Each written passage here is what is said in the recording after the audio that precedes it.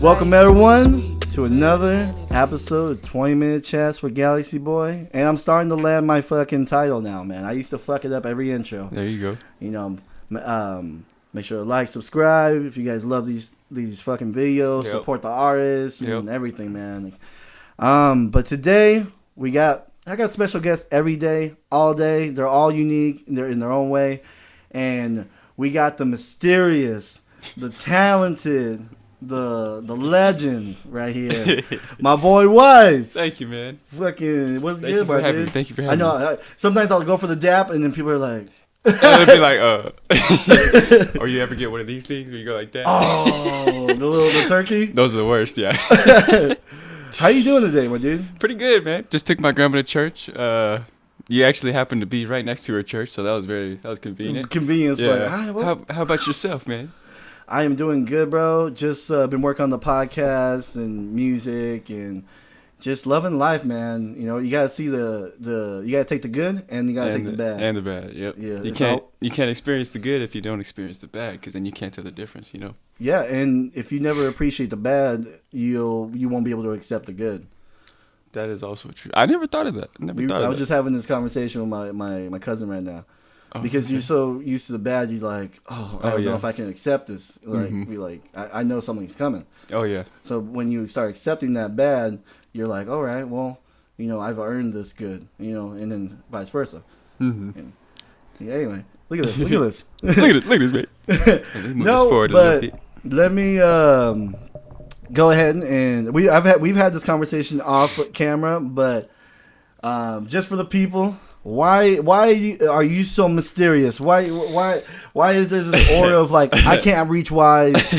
He barely does features. What's the whole thing around this? Oh man, it has a lot to do with being like busy and trying to figure out what it is that I want to prioritize. Cause like, you know, I got family stuff going on. Sometimes I need to go to my little brother's games, or sometimes I'll need to just have my own time and get my head right. Because a lot of the times, honestly, I'd be going through a lot of stuff where I just won't be mentally there to be talking to all the people. I do love and appreciate everybody, though. Like, don't get me wrong on that, because I know some people, they can be like, oh, why is this slack? He doesn't hit me up, or he doesn't care, or he only cares about himself. Like, I've had situations like that before, and that's totally not the case. Like, if people want to think that, I mean, I can't do anything besides let you know that I'm trying my best. Like, I got my own life, you know. But the mysterious thing, I don't know. That comes with the slacking, I guess. That comes with the slacking. Like, for me, I just want to make sure that I'm making the right steps that I need to take to progress my career and actually further myself. Because I look at some people and I think that nothing's wrong with having fun.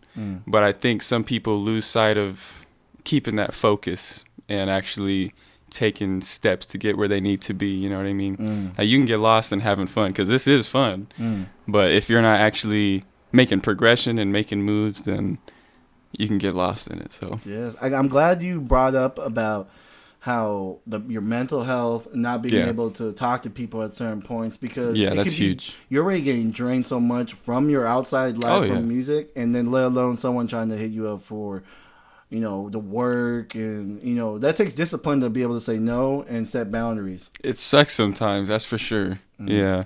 Have you ever lost out on like some big opportunities to work with certain artists? I would say, yeah, along with like Krios and AM, Big Tone, and everybody really like, and also it was a while ago, but 222, there's this group. I could have definitely been involved more, but my head was not in the right spot. So you do miss out, but I would say mental health is definitely a lot more important than, you know, sometimes depends on what the outcome is of, like, you know, I don't know. I think mental health is important, because if your head's not right, then how are you supposed to continue? You're less efficient. You're less efficient. You're not on top of your game, yeah. Yeah, man.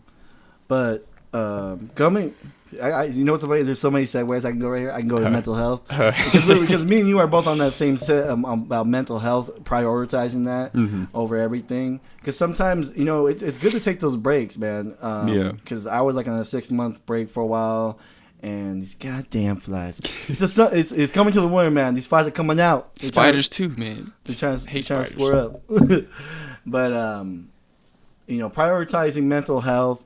And I was on this break of music. And I was like, you know what? I'll come back when I need to, man. I'm going through something, and and then when you do come back, you come back stronger. You're always scared you're gonna lose it sometimes. Yeah. Let's segue over to the messy room and how that came to be. Actually, let's go a little more deeper. Okay. What brought you to music? What led you down this path of where you are today? Music alone. I guess I've always took interest in it when I was young.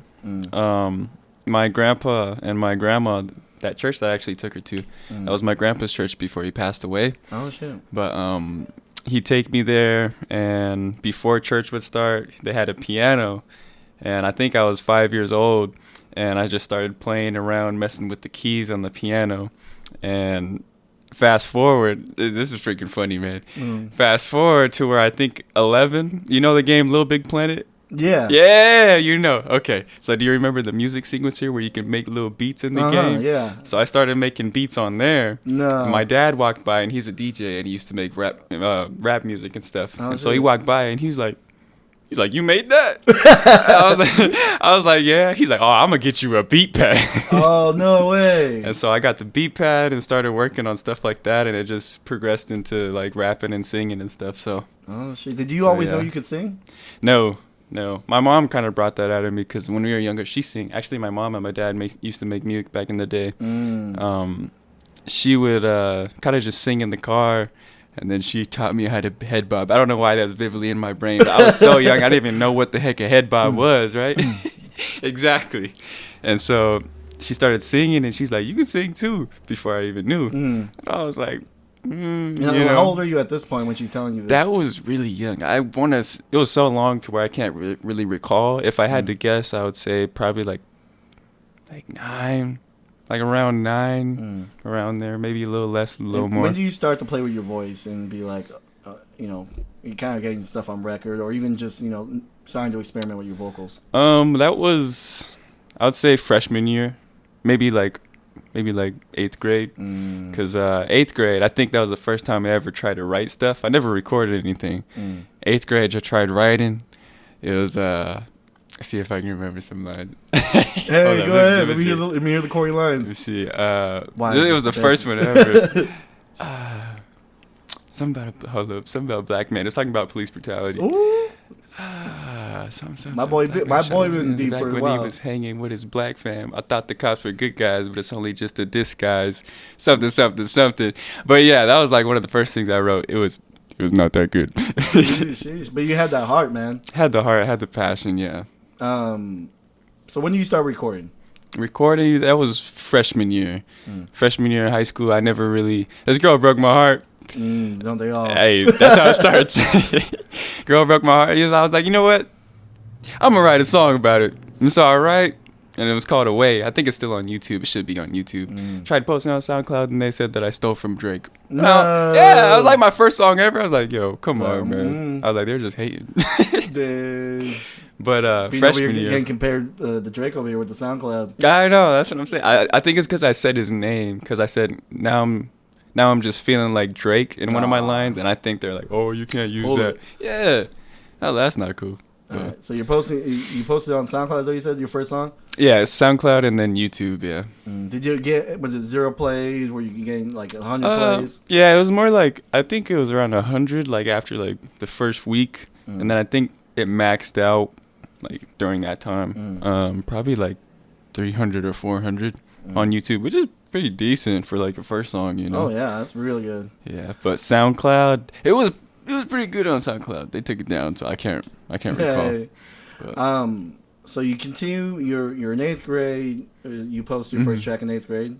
Freshman year. Freshman year, yeah. And then you can continuously start to make music. And when do you start noticing like, oh shit, I'm starting to get like 1,000 plays on this shit? Like, what's going on?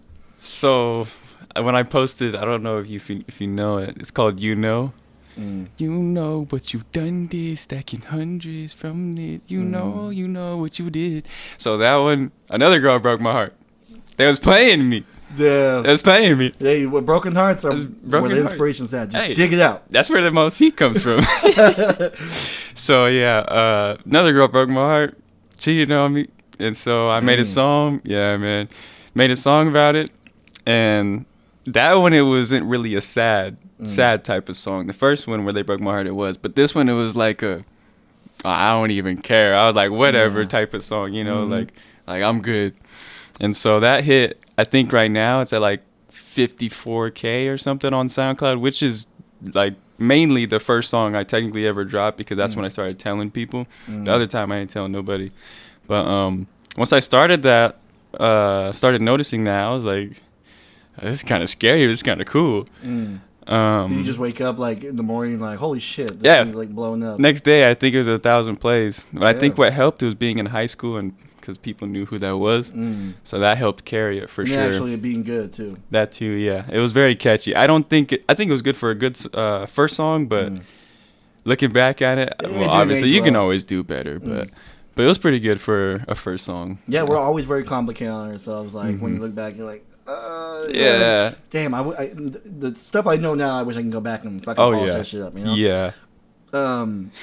So where do you go on from here? When do you start meeting up with meet the legendary Creoles, the legendary AM? Where do these relationships happen? So Creoles, that's my boy. Shout out Creoles. Shout out Creoles. I actually had him. I think it was English freshman year. What's your first impression? Be honest. Honestly, when I first saw him, was he a weirdo? Where you be like, No, honestly, I was kind of a weirdo. I saw him. I was like, hey, he looks cool. I'm like, he looks like a cool dude. I was like, I'm gonna try and be his friend. Yeah. And so I think the first interaction we had, if I recall, he can correct me if I'm wrong. I think in the comments, Creoles. Yeah. I think my grandma made me sandwiches for lunch, and they were bomb. Yeah. And so grandma always looking out over here. Hey, grandmas be knowing how to cook. Yeah. So I pull it out the paper bag. For some reason, I think he's directly behind me. And then I asked him, I was like, hey, you want to try this? Or something like that. Yeah. Or he asked me, one of the two. And he tries it. He's like, bro, this is bomb. And so that's how it kind of started. And I guess he did beatboxing back in the day. Oh, shit. And we would pen tap, make beats on the desks. And so I think eventually he figured out I made beats. And he kind of just took interest in that, and I told him how I did it, and then he kind of just grew on his own. So that's how that started. And then just a snowball effect from Snowball effect, yeah. When does he reach you, or when does he reach out being like, hey, I'm starting this messing room thing? I believe that was when I was mentally going through it, so it's kind of hard to recall in those moments. Of course. But I want to say, when we're 21, probably 20... Because he had the initial idea, I think it was senior year, because we had posters, and he was talking about doing a record label and stuff. So initial idea, your thoughts on that? I thought that was awesome. Like he literally had like a picture of me on the poster, and that really made me feel like honored, special. I don't know how to explain it. Like I didn't think I was making that much of an impact on his life, and that just made me feel really appreciative. So that's when he initially had that idea, and I think he actually started working on it and putting it into play, I think maybe 2019. I think it was 2019, yeah. And then he started getting AM, Big Tone, and everybody. And then history. And it's I'm proud of him, honestly. Like, that takes a lot of dedication, a lot of work. It really does. You really got to be on top of it to be managing stuff like that. Like me, I could, but I'm just waiting until I get my stuff straight, Yeah, man, when things line up. And when things line up, exactly, yeah. But yeah, all these legends. Yeah. The gatekeepers, man. But, and then when does Provisions come into play? When do you like, you know what, let me how'd the album come together? That one, ooh, that's a touchy topic. Let me hear it. Touchy topic. If you want to talk about it. No, I'll talk about it. Let's see. So, I'm trying not to give too much info because it's kind of personal stuff. Hey, but what do you think? Let's just say, okay, working with certain people, right? And something weird happens.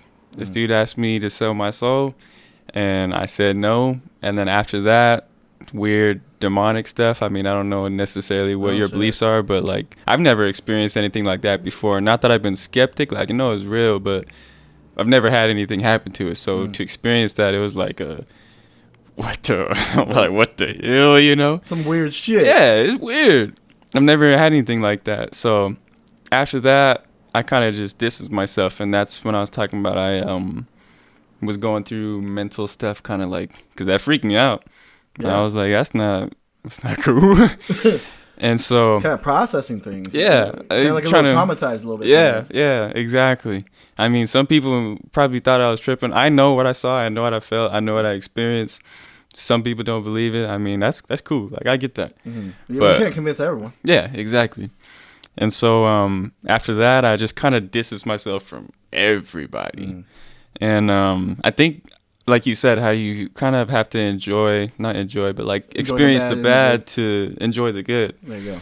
And I'm thankful for that experience because it really changed my perspective on how I lived and who I interacted with and just the things that I did in general, because that was a life-changing point for me. Wow. But yeah, so he asked me, I said no. Weird demonic stuff started happening, and I started getting closer to God and like seeking God and like trying to actually pursue him, because I've always believed, but I've never actually tried to personally like be like, okay, God, I want to get to know you. I want to know what it is that you have planned. I want to know who you are.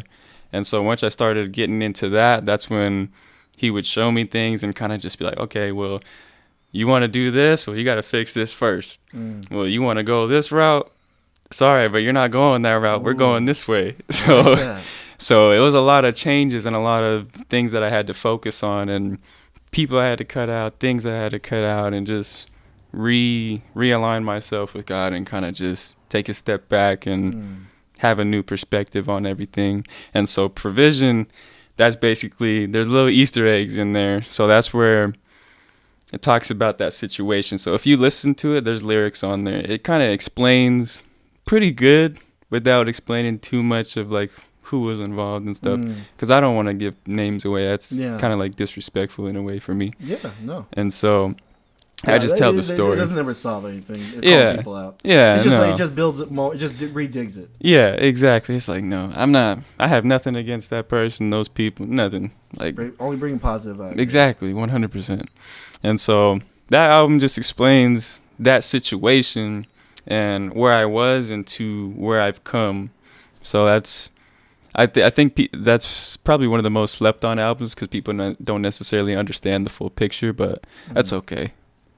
It's something to look back on and be like, oh, I went through that and look at where I've come now. You know, I was about to say, I was like, you just hearing it where where your mindset was, and then coming back and then delivering this, in my opinion, a solid, amazing thought out album. Thank you. And a lot of people that come around me are like, like when that dropped, everyone was talking about it in my circle, like, down to like,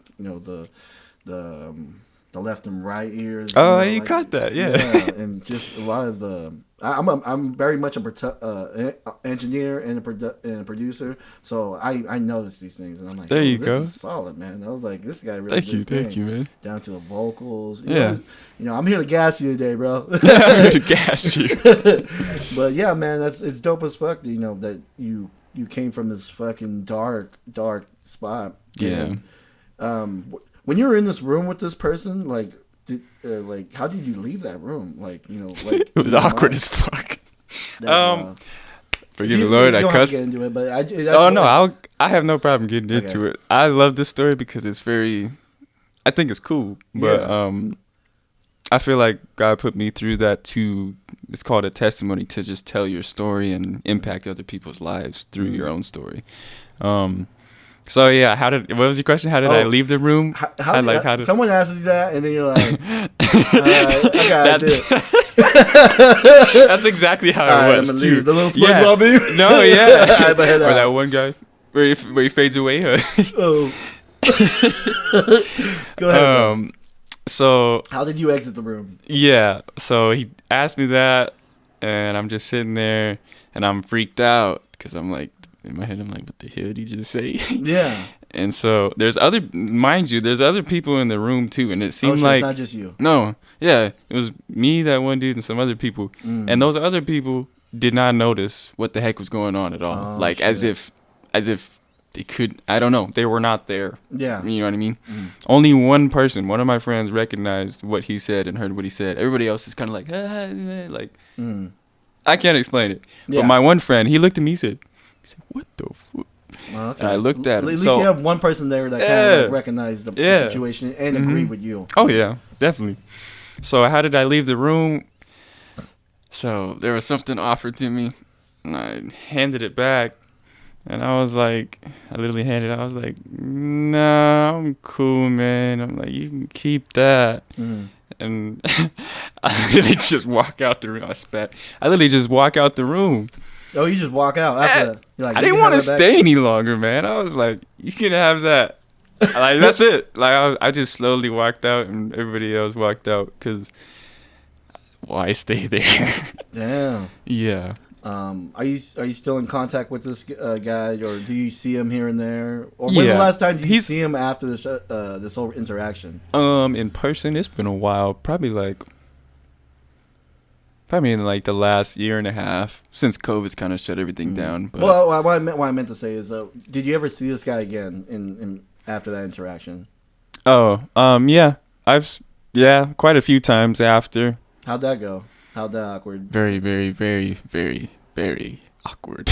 Yeah. I think there was a lot of tension back then. Now there's not. Not for me, anyways. I don't think he has any tension either. Yeah. Like, we seem to be cool now. But that whole situation kind of just made things awkward. Yeah. But I still got love for him. So. Yeah, love everyone. Man. Yeah. Exactly. Everyone got their insecurities, their things that they're going through, and their own beliefs too. Oh yeah, definitely. So, you can never knock anyone. Yeah. One more thing I want to get into. I think we got it. What are you working on right now? That's a good question. I just finished the music video for Opt Out. Hey. That was in Seattle. Oh, wait, the interaction. You have a lot of dope interactions. They're freaking.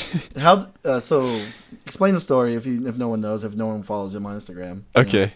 So I'll just explain the crackhead situation. Yeah. I couldn't believe it. I was like, dude, shit. That was fucking awesome. He looks like a regular person. Yeah, he was the flyest crackhead ever, bro. Like, you wouldn't be able to tell. Like, most people I show the video. That was your homie. Yeah, that's what I'm saying. He had a fade. He had a clean jersey. He had, man, the flyest crackhead. Go ahead and tell the story. Okay, so we're looking for shots in Seattle, and we see this baseball field, and it's like in the middle of a soccer field too. So we're behind the batting cage, and there's that dude. His name is 29. Obviously, that's not his name. But that was the number on him. Yeah. And so he's sitting on the home plate, and we're walking behind the cage. So there's a cage right there, right? And so we're walking, and he's kind of looking around, and then he looks at me, and he goes, "Hey, come here." Oh shit. Come here. And I was like, nah. I'm like, I'm cool. I was like, I'm okay. Yeah. And then he growls at me, bro. No. And so I'm like, nah, I'm continuing to walk. Yeah. And so we get on the field, and I'm keeping my eye on him, obviously. Of course, you're aware. He was kind of built. And so he's walking up to us. I got my speaker, and I'm about to do this shot, and he stands like shoulder to shoulder to me. Oh shit. And so I'm like ready to I don't trust him. I'm like, I don't know what the heck he's trying to do. But the camera guy overheard what he was saying, and he's like, "Oh, he wants a picture with you." I was like, "Oh, okay." And so we take a picture, and then I set my stuff down thinking he's gonna leave. And I'm putting my speaker down, and I'm getting ready. I look, and I'm doing a music video. You want to be in it? Dude. He doesn't say anything. He's just. And then I was like, "Can you dance?" And he goes. And then so he starts dancing, and I'm glad that happened. That made it like that's such a whole nother element to the video. It was dope. So he's actually in the video. He's in the video for sure. I had to put him in there. That's hard. Yeah, it's nice. And then, like I said, people already commented, like, you guys have a great, like, the whole, like, the dynamic, like, he's, like, moving with you, too. We're in sync for no reason, bro. I was like, I gotta put him in the video. Like, we're literally going opposite sides, and then we did that turn thing, you know what I mean? Yeah, that was hard. That was so funny. I couldn't help but laugh, man.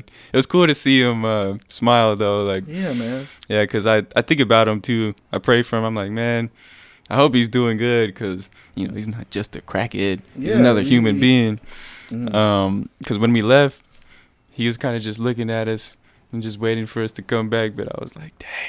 Yeah, man. It's like I didn't want to leave him there. I felt bad. Yeah, man. You can't save everyone, man. That's true. But you That's can, true. But what you can do is lend a hand here and there. Yeah. I like that. Need more of that. Need more of that. Need more of that. Make sure to show love to your local community. But back to what you're working on and what you got planned for the future.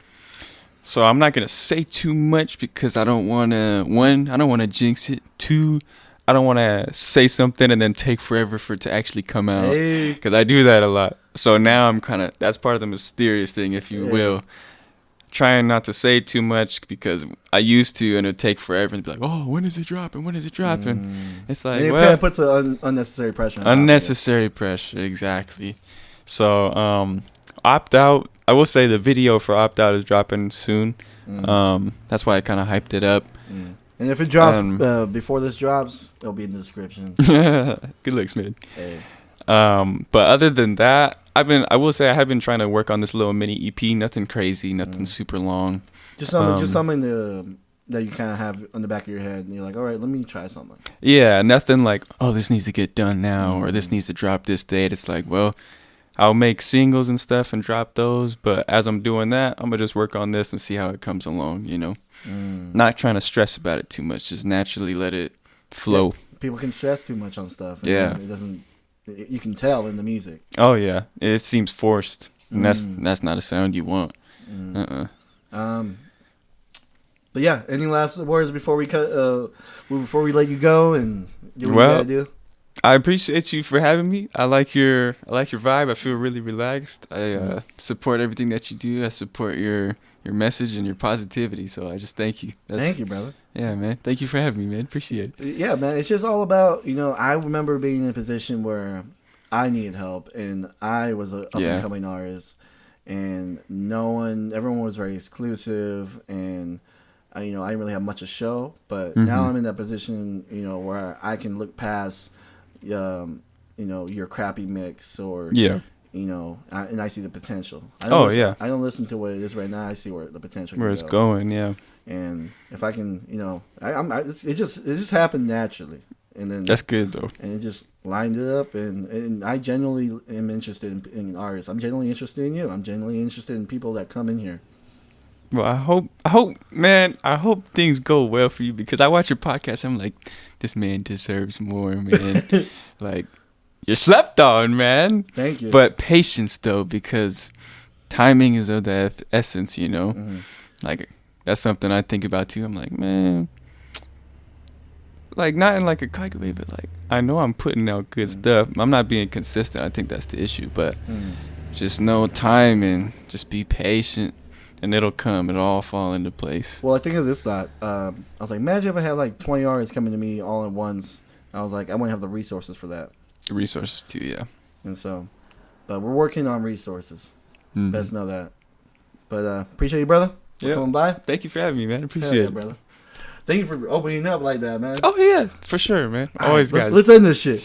Go subscribe, like, check out this video if it's out yet. Support the man. Yes, sir. Yeah. This music is therapeutic, I write what I'm feeling. One day I'ma make it, I see it coming, I feel it. My life like a movie, but been directed by God. Been correcting my flaws, I ain't perfect, so just tell me who is. Don't deserve to have the skill, but I was blessed as a kid. Didn't think I had it in me when I first